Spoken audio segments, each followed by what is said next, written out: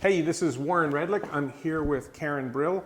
Karen Brill is running for the Palm Beach County Commission. She is a sitting school board member in Palm Beach County. She's been on the school board for 10 years. And I'm doing a series where I ask politicians, police, attorneys, people who are involved in government and the law, and I ask them what their thoughts are on self-driving cars. Maybe to some extent I try to educate them on the future of self-driving cars and how government and the law will deal with that.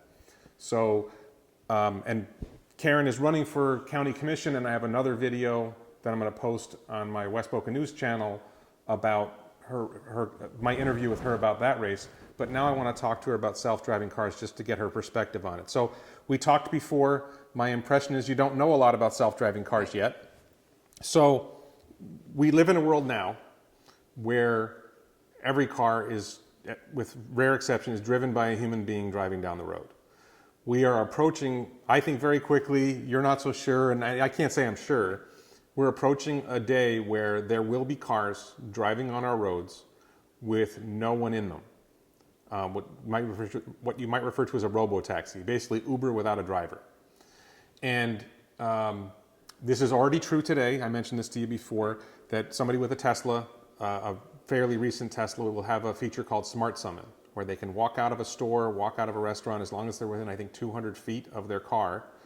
They press a button on their phone, and the car backs out of its parking spot and drives up and picks them up. They are able to say stop if they see something, but the car is basically driving itself. And they're driving on the roads themselves, and it's you hit autopilot or the full self-driving features on a Tesla, and the car takes over the steering, the car takes over the brakes and the accelerator. It'll even make lane changes on its own on a highway. So I think we're heading toward a world where we're going to have cars with no one in them. We're going to have cars where there's no one in the driver's seat. There may not be a steering wheel in the car. How do you see that coming into play? I realize this county commission, it's not exactly the race, but a simple example is a school police officer is in the school, and a car drives up to pick someone up, and it commits a traffic violation as it's coming to pick someone up, and there's no one in the car. Who is the school police officer supposed to give a ticket to? Well, that's interesting, because my mind has been, since you brought up the topic, I've been thinking about all the different ramifications. With the schools, you would hope that they would program it to understand the traffic laws in the schools. As a school board member, it's interesting you brought that up, because I think about the bus drivers, the accidents, with cars. Yes. And the potential for that not to happen if we did have self-driving cars. I think the reason I said, it's not that I don't believe we're moving towards that future. I don't know if we're going to have it in my lifetime. Right. Probably, I would think 10 years from now. I'm 63. Yeah. I don't know how. You're hoping to make it to 73. I'm hoping to make it to 83. Yeah. It might happen by the time I'm in my 80s. But living in an area where we do have a very high population of seniors, as well as young drivers, it could potentially make our roads a lot safer. I don't know how you make that transition between having cars on the road that have people behind the wheel, and then the self-driving cars, because there's so much stupidity and human error when people are driving those cars. The other thing is the affordability. I know it will become more affordable, but right now, you mentioned Tesla. Not everybody can afford to drive a Tesla. Oh yeah, we're talking about, so number one, you can buy a Tesla Model 3 with self-driving for about $42,000. Oh, really? Somewhere between $42,000 and $45,000. But it's not full self-driving yet. All the features are good. I mean, it has the hardware, has 8 cameras, radar, sonar, whatever. But the software is improving, and it will get to the point where it's driving itself. The point about interacting with humans, well, they're being designed to anticipate what the other car will do. Right. They just like we do. Right. We're driving down the road. We learn from what we see. The software, it's called neural networks. Right. The software, deep learning. It is learning from what it sees. It's not only learning from what the one car sees. Each car is sending its information to the network. So the network is learning from every car that's driving. So where my child is learning to drive and only learns to drive based on what my child sees, each car is learning to drive based on what every car sees, and there's a million of them out there and growing. Well, there is technology already in our Mm-hmm. cars, which the newer cars have a feature where if you're too close, Yeah. where the cars will stop, where you have lane recognition, where Yeah. you're turning out of the lane where it will steer you back in. So I do There's see some of that we will have that opportunity. Will it make our roads safer? My husband would be very upset with me saying this, but yes, my husband is totally opposed Okay. to self-driving cars because he thinks, sorry, Well, so Stuart, he's the theory. he's the best driver out there. Let me explain. The theory is that the cars they're actually learning from human drivers. Right, The car is driving along down the road. Whether the autopilot is working or not, it is watching the human drive. Right. And the software is saying, well, this is what I would do if I was driving the car. right, And if the human does something significantly different, then that's an incident to report back to the network and try to learn from what all the other cars have seen. And they've actually said that they can identify who the best drivers are. And they try to learn not just from all drivers, Right. but to learn from the best drivers. They have ways of telling who's a better human driver and who's not a good human driver. And the cars learn from the best drivers. The idea is that they will be as good as a better than average human driver, maybe close to the best human drivers, as they improve. At the same time, they won't drink, they won't fall text. asleep, they won't be distracted by texting, they won't be looking at a pretty girl on the side of the road, they won't have medical issues. So they will be as good or better than the average human driver, and they will not have the failings that humans have. That's the Right. goal. And people who follow it, people who believe in it say, like, right now we have somewhere between 30 and 40,000 traffic deaths a year in the United States. right. I think the advent of self-driving cars is going to reduce it dramatically. And I'll be particular about this, and I've said this in at least one other video. We pay different amounts for driving. Right. So some of us, like I have a clean driving record, I drive a reasonably inexpensive car, I have good credit, so my cost of financing the car isn't bad. But I probably spend, let's say, $8,000 a year on one car. Right. The average American spends $8,000, $10,000 a year. Depends. Some people pay less, some people pay more. Somebody who has a couple of drunk driving convictions and bad credit pays a lot for a car loan and pays a lot for insurance. And so it's very expensive for that person to have a car and drive a car. So you have people who have drunk driving convictions, they have bad credit, their cost of driving is higher. Right.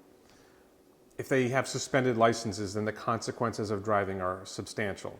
Should be more, if you ask me, but that's a whole other conversation. They don't have insurance, whatever. They're getting arrested, they're paying fines, they're paying lawyers. In a world of self-driving robo-taxis, it's going to cost less per mile to ride in a robo-taxi, to not bother owning a car, and you basically Uber without the driver.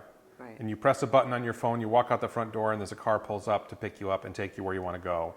You never have to worry about where you're parking. You never have to get oil changes. You don't have to worry about filling up the tank. The car takes care of all of that. It drops you off at the front door, picks you up at the front door, or another car picks you up at the front door. There's issues where Right. if you want to leave something in the car, you can't do that. Right. But the first people that would stop driving their own car would be the people that it's most expensive for. Right. People with drunk driving convictions. Teen drivers who are relatively more dangerous. Elderly. Well, elderly drivers, I'm not so sure. They're not necessarily they don't have more accidents, they're just more vulnerable when they have an accident. But I think that because you do, a lot of times they become more visually impaired. Right. They're not able to drive at night. Well, How many disabled seniors- drivers. Well, but how many seniors our age I just think can't drive at night? I just think there's a myth that seniors are worse drivers than average, No. and they're actually not worse drivers. Well, They're no. just more vulnerable when they have an accident. Well, I think what happens is a lot of them no longer drive. A lot of the Sure. seniors I'm meeting, as I'm campaigning for county commissioner, I'm meeting a lot of seniors that say to me, we have no way to get around because we know we can't drive. We're Right. not capable of driving. And so, I think Right. that would help that population tremendously. Right, and Uber already helps some people Right. who are disabled or elderly, and this just makes that a lot less expensive. Right. But in terms of traffic safety, if you're taking the most dangerous drivers off the road because it's more expensive for them to drive, Right. then you're actually making our roads safer because the robo-taxis take Right. those people off first. But So the piece that I need to see, you've really piqued my interest. It's the affordability, and I know you're saying that the cars are going to be affordable. That's going to be the piece that I would need to be convinced that it is going to be Sure. less money It's for not that the people. cars are going to be more affordable. Right. It's that the per mile cost of riding in them Right. will go down. But you know that there are some people that will not give up having a car. They'll still want their self-driving car.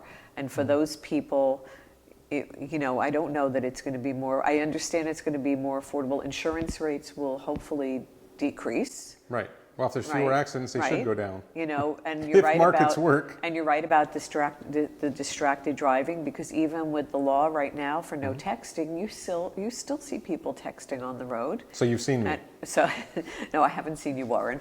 But you still see people that are distracted. And my own family, Yeah. I have two brothers who were disabled from car accidents Yeah. that were not their fault. One of them was stopped at a light. Yeah. And someone drove into them. So I do think that could also add to our lifespan, because people will not be, Right. living with disabilities caused by driving. As an elected official in the county, I don't know what the trickle down will be in terms of laws. Right. I think, Well, let's talk about revenue. right, So people stop. It's more. I think it's more state revenue than county revenue. Right. But I mean, I think the county gets sales tax revenue when a car is bought. right. Well, we also get driver's ed from speeding tickets and from other tickets. It's like a driving school or something. So, well, no, what happens is a portion, when you pay a ticket Yeah. for speeding or running a stop sign, a portion of that goes to fund driver's ed. Now, will you need driver's ed? Well, if nobody's driving their own cars, Well, you really won't, but. I don't know how much the county funds this, but there are 15,000 traffic cases a year Right, in the Palm Beach County courts. Right. Just regular traffic cases, Right. not including criminal. right, Then you get into driving under suspension. 1/3 of the criminal cases, and according to Right. Dave Ehrenberg, 1/3 of the criminal cases Right. in Palm Beach County are people driving with a suspended That's right. license. And then you have drunk driving, which is Right. another big chunk of the cases. You're going to limit a lot of the cases. Again, I don't think that's a county-funded issue. Does the county fund? I think the state funds the courts. The state They- funds the courts. And the prosecutor. But I do think that it will help us financially. But the county funds the sheriff. Right. Does the county fund the The sheriff? county funds the sheriff So let me turn to this. and fire rescue. So this is a hard question that Okay. I think it's a hard question for a politician to answer, no offense. We get to a world where the cars are inherently safe, where we go from 30-some thousand traffic deaths a year to 300 traffic deaths a Right. year. Is there ever a point where we can say, we don't need so many police on the roads anymore? Well, I think that the police that we need are not going to be for traffic. There's other things in the world between the violence, the guns. I don't know I don't know how many of the sheriffs, what percentage is for the road patrols and Okay, accidents. just to be clear, 1/3 of criminal cases in Right. Palm Beach County Right. are driving under drivers. suspension. Right. Another big chunk are drunk driving. Right, A lot of drug cases start with a traffic stop. Right. A lot of other cases start with a traffic stop. So you're probably wiping out half the criminal Yeah, but cases. it's gonna and you're shift. wiping out 15,000 traffic tickets a month. yeah. So then the question is, because here's what I see for, sorry, and I said Right. the same thing to the last two people I interviewed about this. No politician ever wants to say they're going to cut a government job. right. But if you're eliminating half the criminal cases, maybe we only need half the deputy sheriffs. Well, we'd have to cross that bridge when we get there, and it's not a matter of not wanting to say it. You have an enthusiasm about this, which is really contagious. I'm because also a now defense lawyer. Well, but you're making me want to look more into the whole idea of self-driving cars. But aside from that, there's so many other things they're involved with. So it's not that I say I don't want to cut those jobs. Right. I still have to be convinced that in my lifetime I'm going to see that and what it's going to look like. So Right. I really need to learn more about it, because I think there's huge potential for the safety for the community from what you're telling me. I worry about the programming, and what if there's a glitch and you get some car that goes wild. I mean, Right. that But we have that with- computers crash. We have humans with glitches. Yes. Yeah, but will we have more? What happens if someone hacks into the system? Mm-hmm. My mind is racing in different directions over, what safety measures will be there. Mm-hmm. Will the car shut down if someone hacks into the system? There's a lot that Mm-hmm. I'm thinking about that way, but in terms of cutting jobs, I don't see, there's going to be other things. Are we going to have self-flying planes? I mean, that's another thing. that, Yes. to start thinking Yes, about. we already do, really. But They pretty well, much that's fly true. They put themselves on now. autopilot, Yeah. but it could be I mentioned the Jetsons earlier. We have and this we have is- self-flying rockets. So we are moving. When I was growing up, they said that's our future, the Right. Jetsons, and you know what? We are getting to that point. Right. So another area where I could see jobs being eliminated, but no politician wants to say they're going to eliminate jobs, is if we get to a world where almost everyone is riding in robo taxis, Right. self-driving Ubers. The cars drive themselves. I don't need a driver's license anymore. I don't need to own a car anymore. I don't need to register a car anymore. Tesla and 3 other companies are the ones who are running their self-driving networks. They can work directly with the state Right. to register their cars. There's no point in licensing anymore. There's no real, this is going to kill the insurance industry too, by the way, the car insurance industry. But so here's my question is, do we need a DMV anymore? Well, we if may. no one has a license? Well, but I don't see that everybody's going to give up their vehicle. Mm-hmm. If a person owns their own self-driving vehicle, Well, whether it's you're gonna- self-driving you're or not, gonna- if they own their car. or if they're going to own their own car, you're Yeah. Mm-hmm. still going to need it. I don't see that everybody is just going to rely on an Uber self-driving Okay, I'm going to give you my fantastic view of the future. Whether I'm correct or not is an open question. Currently, a Tesla Model 3's cost of operation, according to a company called Test-Loop in California, who runs them as a business, their cost of operating them is about 18 to 25 cents a mile. Our IRS reimbursement rate is around 60 cents a mile. Okay, so the costs, and they're getting more efficient. They're getting better. And I think we're going to get to a world where the cost for the consumer to ride in a robo-taxi is going to get down to 10 cents a mile or less. We're currently paying 50 cents a mile. Right. If you drive a beater, if you drive a 20-year-old car that's paid off, Right. and you don't bother having insurance or you have cheap insurance or whatever, yeah, there are people who are paying less. But if you're getting down to 10 cents a mile, it's basically cheaper than the cost of gas. Right. Because electricity is cheaper to run a car Sure. than gas. So I'm not saying we would ban people from owning cars, but you get to the point where 90% of the people don't own cars. Right. 90% of the people don't bother having driver's licenses, which means we have 1/10 as much demand for a local DMV. Would any DMV jobs get eliminated? Well, obviously, they would have to. Okay. And that's not just, I'm not talking as a politician, I'm talking as somebody with common sense listening to you. You know that's going to happen. I just don't see that transition happening that quickly. I don't see the infrastructure to be able to, to go and charge up the cars. I don't know how many charging stations there are. I know that Have you been to Delray Marketplace? I've been to Delray. I know they have it. My son works there. Okay. So, but we would need to make sure that we put them also. Now, this is something for the county commission. Yeah. We need to make sure that there are more charging stations around the county if that Okay, happens. so let me ask you this. So- Is that really, because this, actually, Florida's talking about that too. Right. Do we even need government to be, we don't need county gas stations. Right. No. Tesla's building their own network of charging stations. Other companies are building charging stations. And you have a charging station right now, it's in your garage. But If you have a garage. yeah. But in the county, Yeah. let's go into the county building. If you go over to the governmental center, Yeah. they will need to put those charging stations in their garage. It's their property, right? Well, they don't need So- to have it there. Well, they if will have to. The person would have it at something home. nearby. Well, I don't know how long does the charge last? Typically, they'll go 300 miles. Oh, I didn't know that. Yeah. I mean, the Tesla Model S is now approaching 400 miles. The low end, most electric cars are now going 200 plus miles. My husband's going to be really angry at you when I say I want to stop by Tesla to find out. Go to Town Center and check it I out. know. I've seen them in there. Ask your friends. We've Lots gone of- in there. We've Yeah. sat in the cars. Yep. And one of my neighbors has one. So now Yeah. it makes me, when I'm walking my dogs, My neighbor to wanna Brian's stop. getting his Model Y delivered in a couple days. The Really? brand new Model Y. Revenue. We didn't really get to. We've talked about revenue a little bit. Do you know how much revenue the county gets? I think you mentioned the traffic court stuff. Right. Let's suppose we need to maintain the roads Right. and revenue is declining. Right. Gas tax revenue Right. funds the roads.